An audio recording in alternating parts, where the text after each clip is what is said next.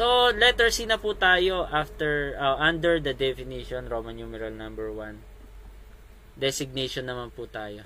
Yung una po ay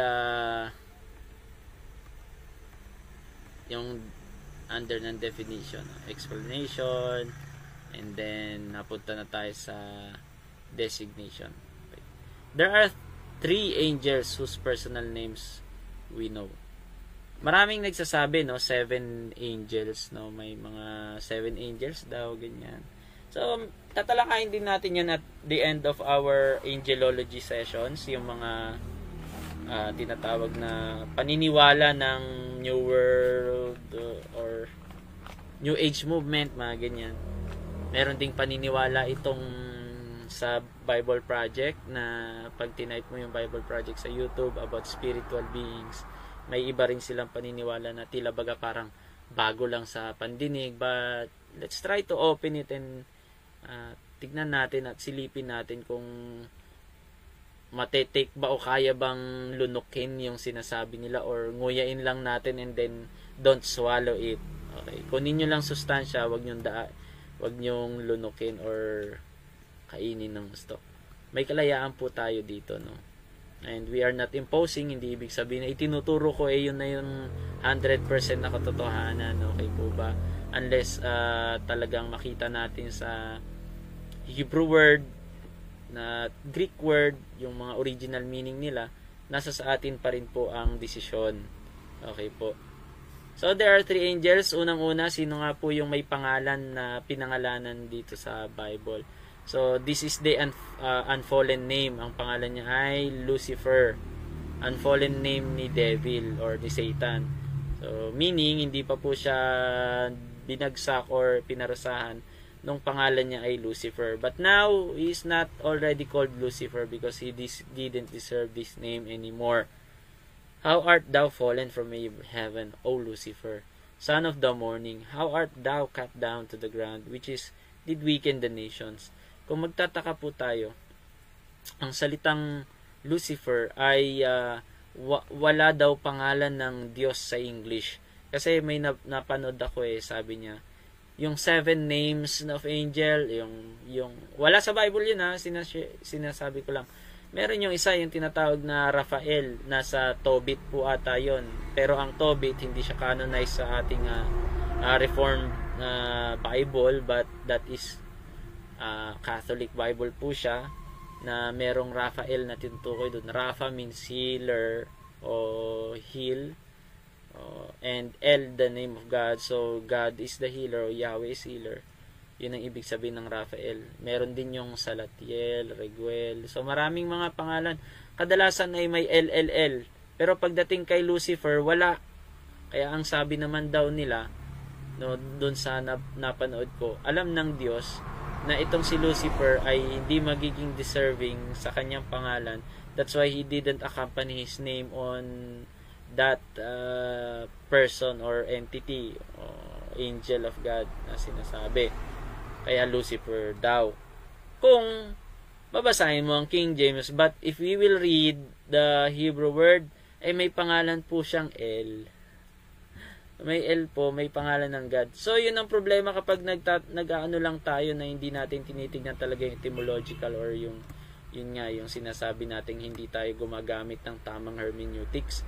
We can conclude, no, pwede na tayong gumawa ng kwento. Maybe maganda and very catchy at oo nga, no, ganun ka naman talaga kung wala kang kaalam-alam sa Hebrew word or Greek word na original niya. Kaya pagbabasahin natin yung pangalan ni Lucifer, actually pag inopen natin tong salitang Lucifer in Hebrew, hindi naman natin mababasang Lucifer. Kasi yung una, ang salitang Lucis or Lucy ay that means light. Lucis, ang alam ko Latin po yan na pangalan. Kaya yung Lucis na sinisindihan natin na tawag dito, yung fireworks, 'di ba? Lucis po ang tawag doon. Yan po. At ito po ang pangalan ni Lucifer sa Hebrew, light bearer, Hillel. Okay po, Hillel. Kaya may salitang El. Nandun pa rin po ang salitang God sa kanyang pangalan. Pero hindi yan po kasi ang ginamit na pangalan sa King James. Supposed to be dapat yan ang ilalagay dapat para mas pinakadikit talaga sa kanyang pangalan. So I don't know, hindi ko alam kung anong nasa utak ng translator ng King James, and alam naman natin na marami naman pong naniniwala na ang King James ay inspired version of the Bible ayon sa mga King James onlyist.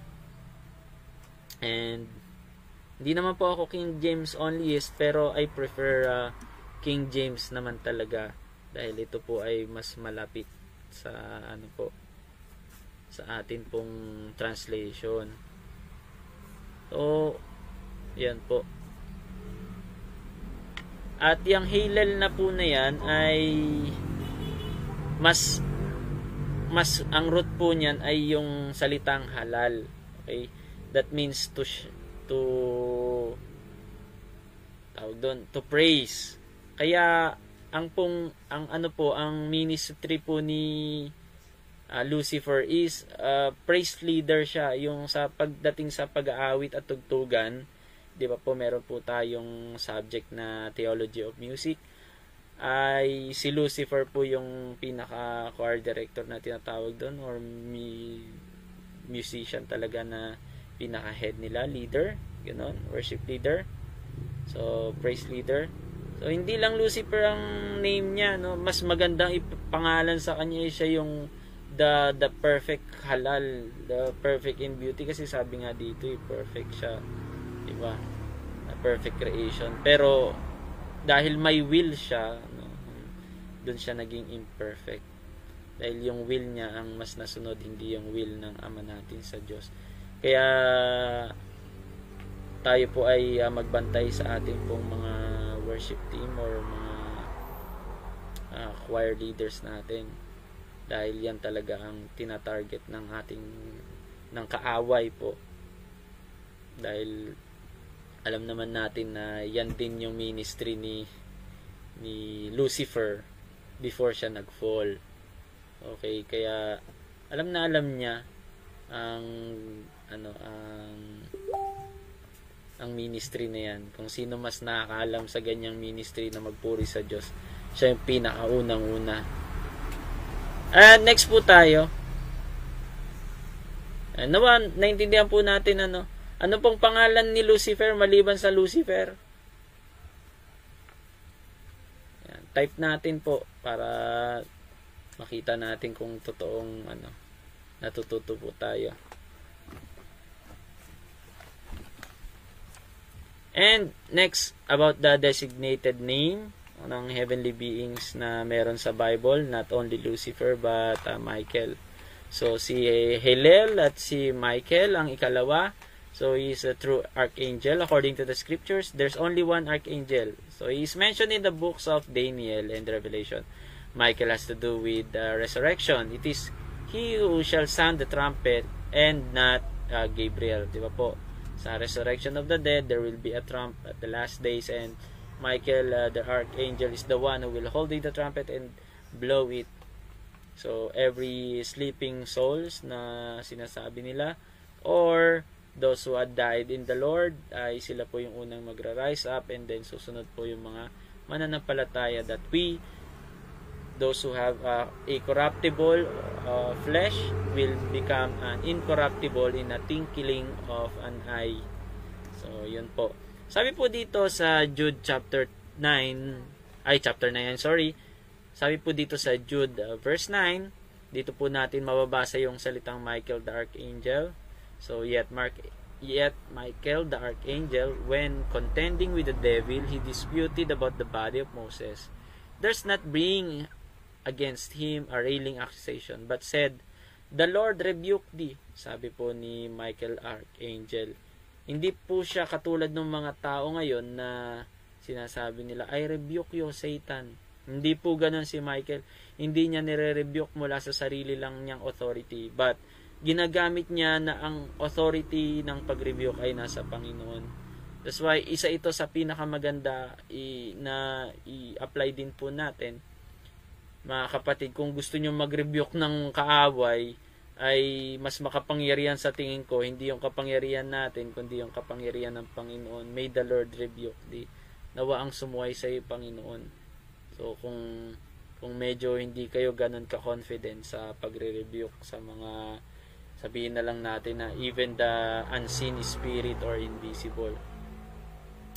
So, yan po ang Jude verse 9. So, meron din po dito sa 1 Thessalonians chapter 4 verse 16, the Lord himself shall descend from heaven with a shout, with the voice of archangel.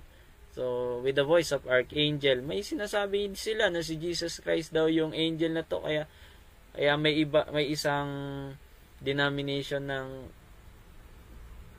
na tinatawag na Jehovah's Witnesses. I'm sorry kung nagko-quote po ako. This is for the sake ng learning, and undeniably naman kung meron saksi naman na nakikinig ngayon ay alam naman nila at they agree at it is written in their books na si Archangel Michael ay para sa kanila si Jesus Christ, which is we don't believe that. And maybe sa part na ito magiging dogmatic ako dahil hindi ko pwedeng sabihin talaga na or against sa aking paniniwala at pag-aaral sa mga katuruan ng Biblia na si Michael Archangel at si Jesus Christ ay iisa. And meron pang isang sikat na mga Kristiyano din na naniniwala na si Archangel Michael ay hindi ko alam kung Sabadista po yun or hindi ako sure, no? So kayo na lang mag-confirm.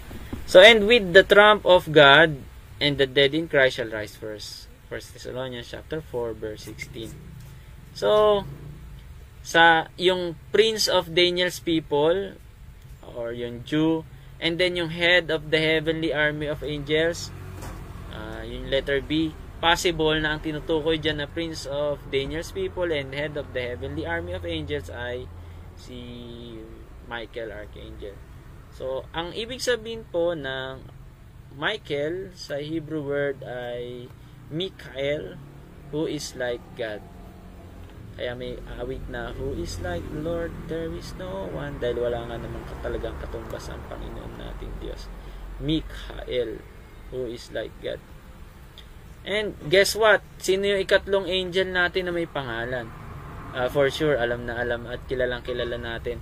Most named or quoted named angel in the Bible. Kaya the Bible's favorite angel, madalas banggitin or madalas i-mention, kumbaga sa mas madalas pong yung mga pastor na nagko-quote ng pangalan pag magpi-preach, special mention, ganun. Sa Bible may special mention din ng angel, madalas pong mabanggit ang pangalan niya dahil siya yung madalas gamitin ng Lord as a direct messenger. So, any guess po na nariyan? I-type nga natin sino yung ikatlong angel natin. So, ayan, si Gabriel. Okay po. At sabi po dito sa Luke chapter 1 verse 19, also, siya rin yung nag-appear kay Daniel na may daladala ng mensahe o kasagutan ng kanyang panalangin. In Daniel chapter 9 verse 21 to 27, yun yung interpretation ng kanyang dreams, which is 3 weeks po ba yun? Or 2 weeks? Tingnan natin mamaya, 7, 14, 21. 3 weeks. 3 weeks na hinintay yung kasagutin ng interpretation or dreams mula sa dreams ni Daniel. At the first na nakita niya yun, nagpray siya, Lord, ano ibig sabihin? Sinagot na agad yung prayer ni Daniel Nandun na yung interpretation, sasabihin na rin sa kanya through Gabriel. Pero hinadlangan si Angel Gabriel ng tinatawag na Prince of Persia. Tutulong pa daw yung Prince of, ano ba yung isa? Grecia ba yun? Tingnan natin. Papag-aaralan natin yan, pero hindi pa ngayon nandito tayo sa mga pangalan. So that's the story ng Daniel chapter 9. And sa Luke chapter 1 verse 26 to 27, itong si Angel Gabriel, ang dami niyang pinagpakitaan, no? Si Zacarias, nag-aral po tayo ng Life of Christ last week, at yun nga po, puro si Angel Gabriel po nagpapakita kay Mary and even to Joseph. Si Angel Gabriel po ang madalas magpakita po. Siya yung named angel the Bible's favorite. Pero wala namang favoritism ang Biblia. Ang sense lang ng sinasabi ko ay mas madalas pong na-quote ang kanyang name sa Bible. So, this name is found in Daniel and Luke. At sabi nga doon, I heard a man's voice between the banks of Ulai, which called and said, Gabriel, make this man to understand the visitor. So, yun pong isa ay the angel answering to him, I am Gabriel that stand in the presence of God, and I am sent to speak unto thee, and to shew thee this glad tidings. So, glad tidings means a good message or euangelios. Kaya yung glad tidings na yan, euangel ay evangel, may salitang angel or angel pagdating sa tinatawag na good news or good message. Kaya yung good message or tinatawag din na gospel, ang bearer ng gospel is also a messenger and his message is the gospel or good news. That's why the angel has angelic message. Yun ang ibig sabihin na isang expression doon. Nawa ay naintindihan nyo. Kung hindi ay tutuloy natin yan next time. So the divine order na po tayo about the creation of angels. Okay, so are we alive, alert, and enthusiastic pa rin ba sa ating mga nariyan nanonood? So meron po tayong 18 na viewers sa atin pong Zoom. At kung meron pa kayong mga question, pwede na kayong mag-start na magtanong and I will read na lang mamaya. Try po nating mag-send ng question. At hindi ko naman ipapangako na kaya kong sagutin lahat po. But as I will do the best as I can according to what I have read in the Bible. At kung meron mang extra quote na labas sa Bible, I don't tell or hindi ko sasabihin na yun po yung talagang 100% na katotohanan. Just a quotation lang.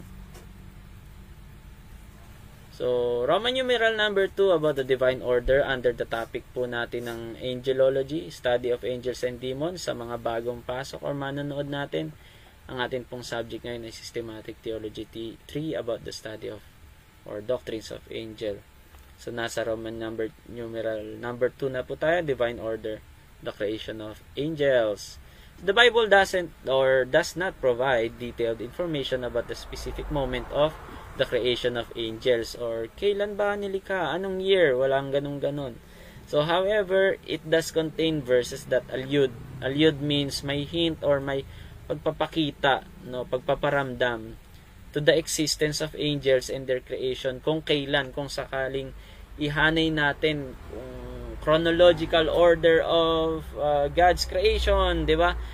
In the day 1 nakalagay doon. So, alam natin, light, day 2, sun and moon, or day and night, and day 3, something ganyan, day 4, day 5.